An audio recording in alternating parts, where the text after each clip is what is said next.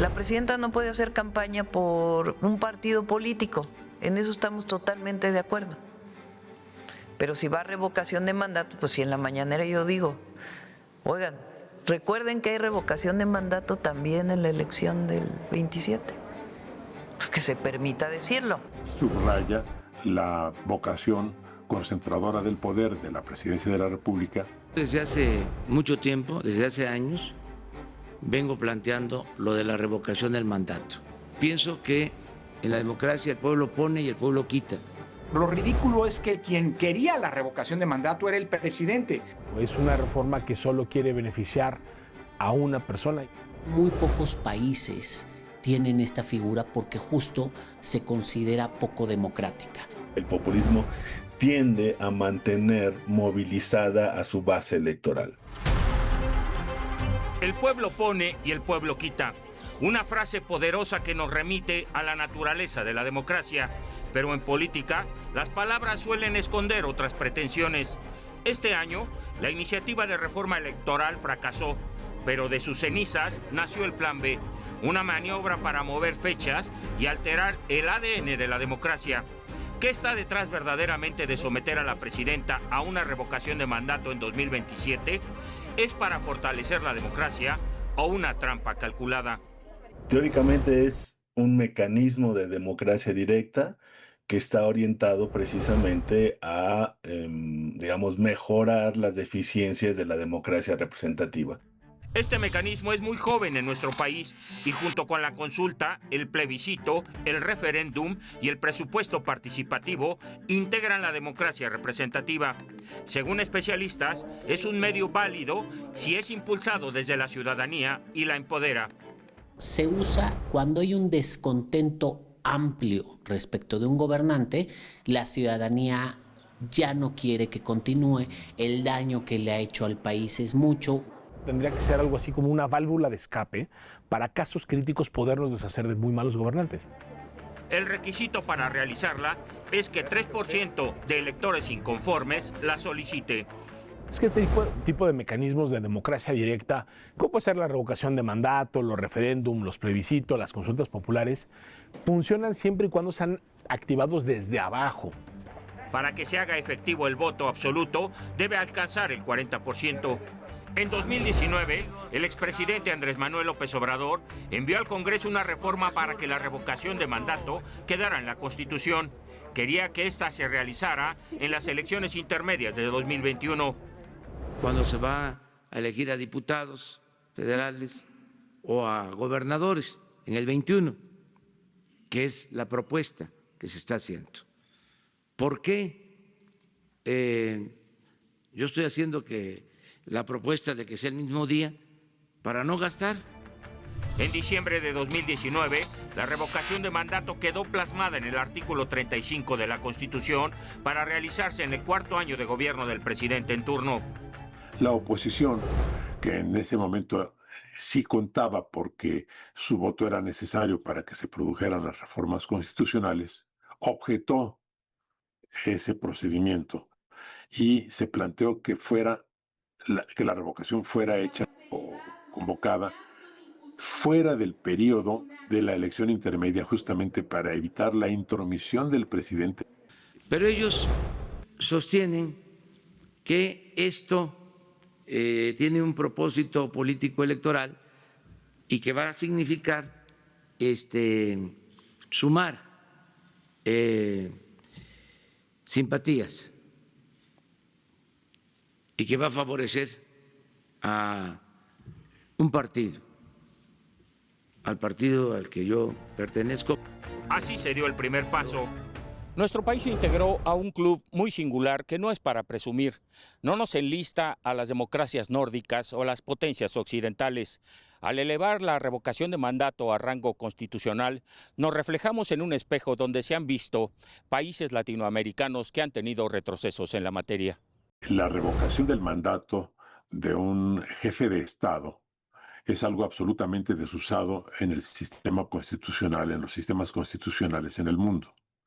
Solo 4 de las 193 naciones que forman parte de las Naciones Unidas cuentan con este instrumento que son Venezuela, Bolivia, Ecuador y México. Venezuela fue el primero en su constitución de 1999. Este mecanismo apareció bajo gobiernos de izquierda en Venezuela en 1999 con Hugo Chávez como presidente, Ecuador en 2008 con Rafael Correa, Bolivia en 2009 con Evo Morales y en México en 2021 con López Obrador. El primer país en realizar una revocación de mandato fue Venezuela, el 15 de agosto de 2004. El mismo Hugo Chávez la impulsó.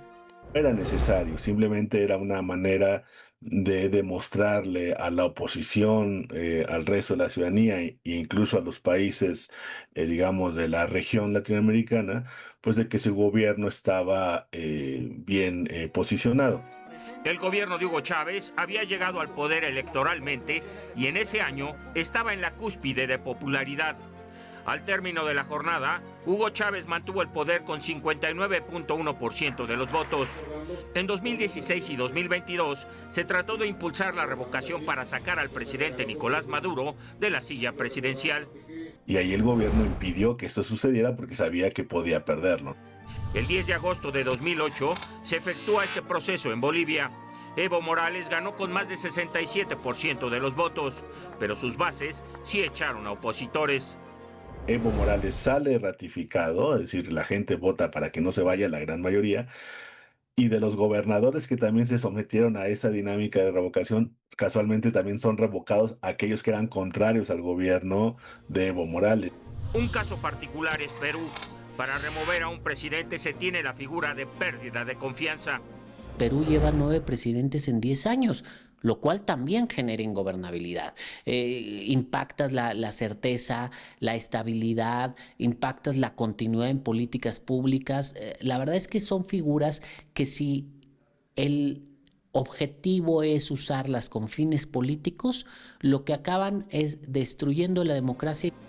En ese país andino, la revocación de mandato solo aplica a nivel municipal. Ha habido más de 3,000 revocaciones de mandato a nivel municipal. Hay varios municipios en Perú que viven en total ingobernabilidad. La revocación de mandato en 2022 fue considerada como un error histórico. López Obrador, como presidente, demandó ser juzgado por el pueblo mientras su propio partido preparaba el terreno. Un ejercicio que vivió con respirador artificial, con baja participación, pero que sirvió para desgastar al árbitro electoral. El problema es que aquí no se está usando para canalizar un enojo ciudadano o una inconformidad ciudadana. Se está usando, se promueve desde el gobierno para reafirmar la popularidad de quien nos gobierna. Y entonces estás desvirtuando la figura, le estás tergiversando el sentido de la figura. Al igual que Hugo Chávez en su momento, López Obrador estaba en su máxima popularidad y de alguna manera sabía el resultado.